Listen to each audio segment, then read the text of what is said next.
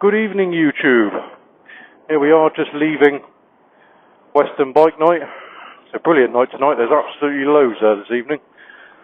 What I'll do is at the end of the video, I'm going to put in some footage that Chris has got from his phone of all the different bits that were there tonight. So I'll put that in at the end.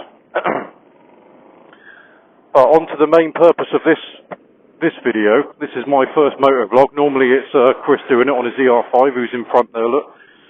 But this is my first time doing one, so what I wanted to talk about really was the first impressions of this bike, the ZZR1400. I've done about 250, 300 miles on it so far, so I've got a pretty good impression of what it's like. First and foremost, it is not a small bike. It is a big, heavy bike. But I do 100% agree with what everyone else says, is that once you're moving, as slight as it might be, you really don't feel the weight. Once you're moving along and you're going around corners and that, it's absolutely, it's fine. When you're stood still and you're trying to walk it and manhandle it, yes, it is a big, heavy bike. It's not easy to maneuver around by hand. I think it's about 239, 240 kilos, something like that, I think it weighs. But the main thing, obviously, that I've noticed about this bike, you can probably guess, is the power. It has got absolutely stacks of it. In all honesty, I've never ever experienced anything like it before in my life. It is absolutely monstrous, the power that this bike has. And unless you've ridden something like this, either one of these or a Hayabusa or something like a H2, I tried to explain to my mate what this is like, but unless you've ridden something like it before, you'll have no idea, absolutely no idea, just how fast this thing moves. It is an absolute monster. It's you're not really going to come across many other things on the road. It's very rare you'll come across something else that's going to be able to beat you in a drag race. Because it just absolutely flies like a missile, this thing. It really does. There's Chris on his ER.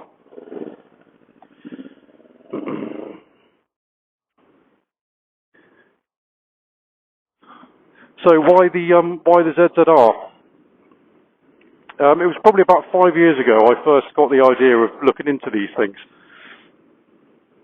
And I loved everything about it. My last bike was a ZX-14. So, it was alright. It was still, it was pretty quick.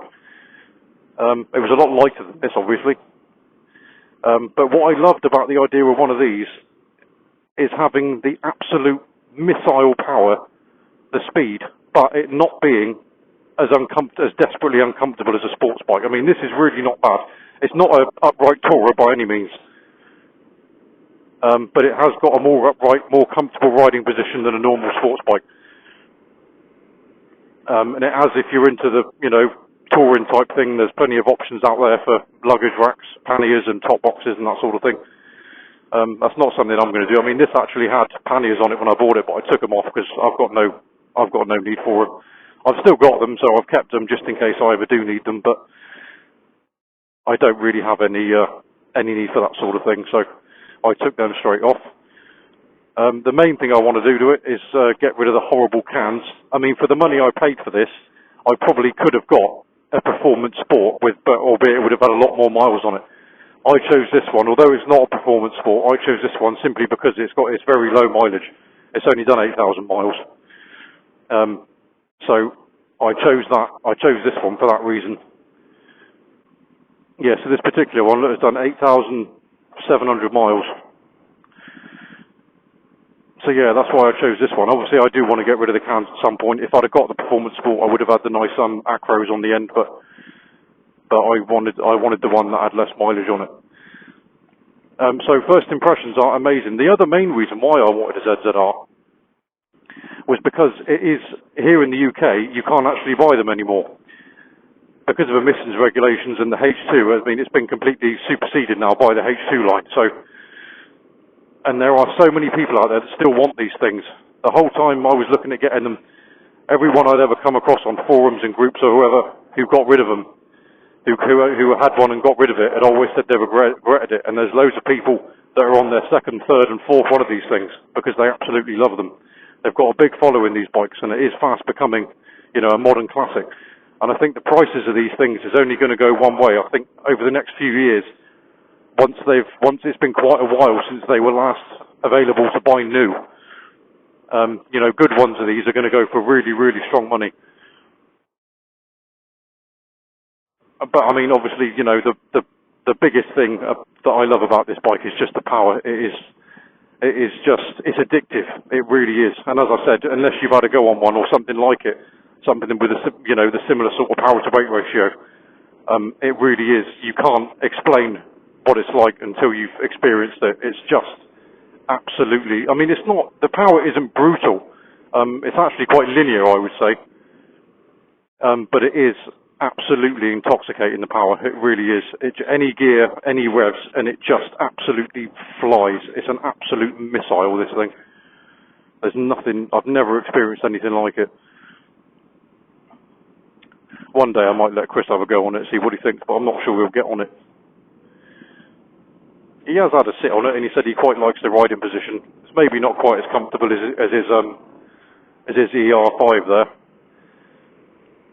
Speaking of which, I mean, he said to me today, he's shown me that he's got a bit of an issue, which he may cover in some content in the winter. He's only done about 500 miles on it since he rebuilt it, but he appears to have an issue where the chain seems to be far looser than it was. So that needs addressing. There's a couple of other little things on it I think he needs to address as well, which he's going to do over the winter, because obviously they're not really going to be used in the winter, are they? So yeah, I'm sure we'll do that at some point. So that will be some future content for anyone looking out for the old ER5 stuff. But the ZZR, yeah, I mean, honestly, I really can't fault it. I absolutely love it. It is a hell of a machine. It really, really is. As I said, I've never experienced anything like it. It is an amazing bit of kit. And I think I will have this one for a long, long time, I reckon, because I'm so happy with it. I'm so glad I chose this particular bike, and I'm so glad I chose to get a ZZR. There was other bikes I was looking at, but it's, you know what I mean, it's what your heart wants. I've wanted one of these for such a long time, and this is just what I wanted. I absolutely love it, and I don't regret my decision one little bit, because it is a phenomenal machine. If you ever get any more experienced riders, if you ever get a chance to have a go on one, then please, you know, take the opportunity to experience one for yourself. It's just, honestly, the feeling you get at your right hand on that throttle, any gear, any speed, and you can just whip past it and overtake with just no effort whatsoever. I mean, I don't even think I've actually given this thing the full beans yet, to be honest with you. I think I've whipped the throttle back in second gear a few times, and I don't even think I was fully open on the throttle. And it does, honestly, the camera doesn't do it justice, really. I mean, before I got this one, I was, you know, watching videos about them, and, you know, like most people would. And when you watch it on a camera, it does not give you, not even close to half the story of what it actually feels like. The acceleration is just absolutely mind-blowing. It really is. You have to hold on for dear life if you open that throttle fully. What I do find as well is that, I mean, something like this, it would be so easy to lose your driving license. I mean, the speedo goes up to 190, so even when you're doing, you know, 60, 70 mile an hour, the speedo isn't even anywhere close to halfway of what the speedo goes up to. So you look down at the speedo and you think, oh, the needle's not that high up, but you don't realise how fast you're actually going. And you get up to speed so quickly. It is very, very easy to, within, you know, less than a few seconds, to be doing 100 mile an hour. If you're, you know, rolling along like this, an open of the throttle in second, third gear, and you'll be doing 100 mile an hour before you know it. It is absolutely immense, this thing. Chris was saying to me earlier that he's wondering what he wants to get for his next one. I mean, he loves that thing, the ER5. I know he does, because he's put such a lot of work into it, rebuilding it himself. But whether he'll admit it or not, he wants more power. I know he does. I mean, he's got the noise. He's got that down to a T. This, with these horrible standard cans on it, doesn't really make much noise at all. Yeah, that thing. Whether the video is picking it up or not, but I always say to him just how loud that thing is when you're behind it. But my mic, thankfully, seems to have very little wind noise, or outside noise, so whether you'll be able to hear it or not, I don't know. But when he opens the throttle up to full chat and you're behind it, that exhaust is so unbelievably loud. It really is.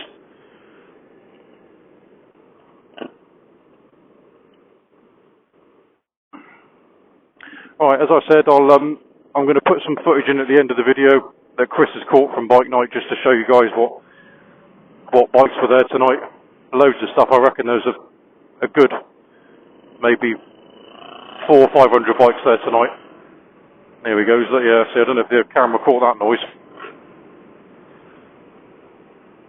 It's very, very loud, that thing. Yeah, he was saying, he was wondering, you know, what he's going to get for his next one, whether it be next year or the year after. But I know he wants something like a 900 or 1000, something with a bit more power, something a bit more modern. But I know his ultimate wish is to keep that ER5 as well. He doesn't want to get rid of it. But whether he'll be able to keep that one as well is an issue of space, and, you know, the space he's got to keep two of them. Yeah, that's loud, that thing. Very, very loud. Right, yeah, so that'll do it for this one, guys. Please leave a like, comment, subscribe at the end. It helps us out a lot. I think the next one I might run through in some more detail what I love about this bike and maybe what I hate about it. Because I know Chris did that with the ER, but I might struggle with that because, to be honest with you, there's really only... I could maybe think of 2 things that I don't like about it. So I'm not sure that'll be an easy one to achieve. What's this idiot doing? Jesus, wet.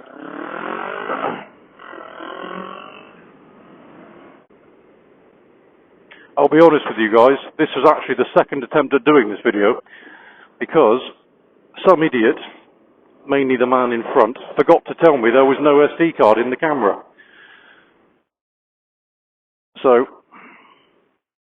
this is actually the second attempt at doing this video, but never mind. It's done now.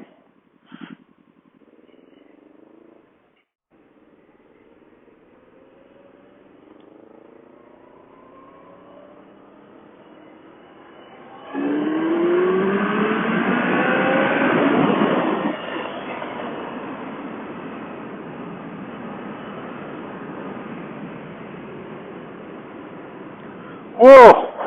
Oh God, I love this bike. What a machine, honestly. Absolutely amazing machine.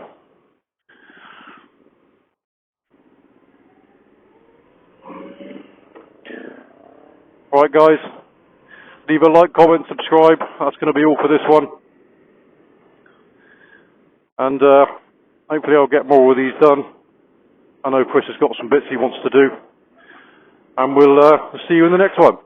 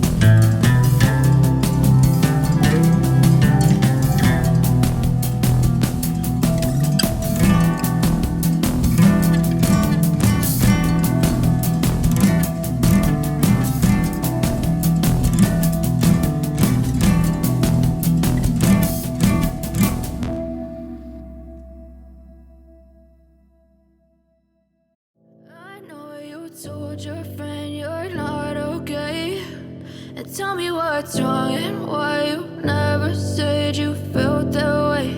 And guess you're trying to stay strong and fake a smile until I look away.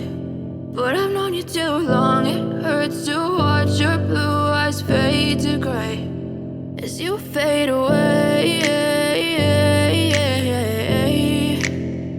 As you fade away. Yeah, I'm about to fade away, cause every time I wake up I feel like it's Monday. Something's going wrong with all the chemicals up in my brain. All of a sudden I don't look at anything the same way. Got a buildup of my thoughts sitting in an ashtray. I'm sorry that I'm so inconvenient, okay. Just let me be me and I'll stay out of your way. I can see the way you look at me, I'm such a disgrace. I never really asked to be brought into this place. You wanna love me? Well then baby I have a taste. All the highs and the lows, no you'll never be the same. I don't really wanna hurt you but I can't control the pain. If you're sticking by my side maybe we could be okay. Okay, maybe you could be the change I need today. I promise that I've never felt this way. I really hope that you will choose to stay through all the pain. I know you told your friend you're not okay. And tell me what's wrong and why you never said you felt that way. And guess you're trying to stay strong and fake a smile until I look away. But I've known you too long, it hurts to watch your blue eyes fade to gray as you fade away. As you fade away. As you fade away.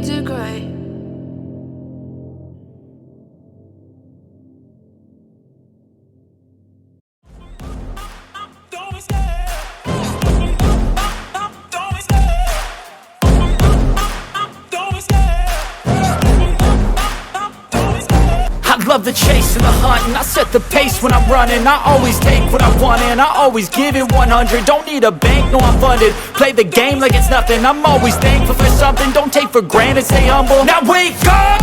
It's time to look at the enemy. Look in the mirror if he is no friend to me. It's not working out, maybe it's the chemistry. It's time to break up so I can make a better me. Better believe in your mind, cause it's everything.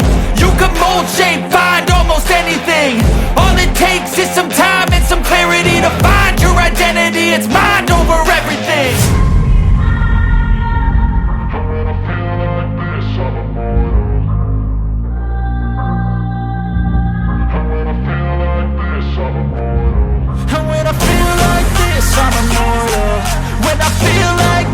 I'm immortal. When I feel like this, I'm immortal. When I feel like this, I'm immortal. Don't be scared. Just look me up. Don't be scared.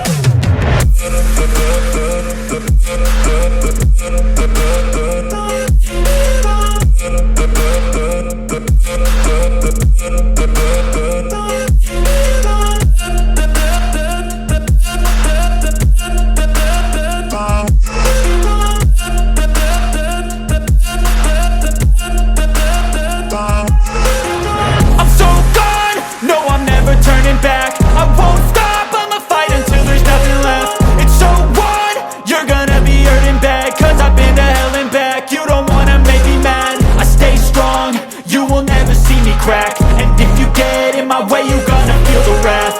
Gotta say it to my face while he's looking back. Mirror breaks after math, when I hate I attack.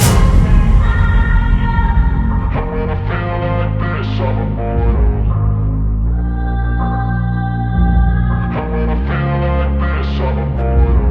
when I feel like this, I'm immortal. When I feel like this, I'm immortal. When I feel like this, I'm immortal. When I feel like this, I'm immortal. Don't be scared. Just look me up.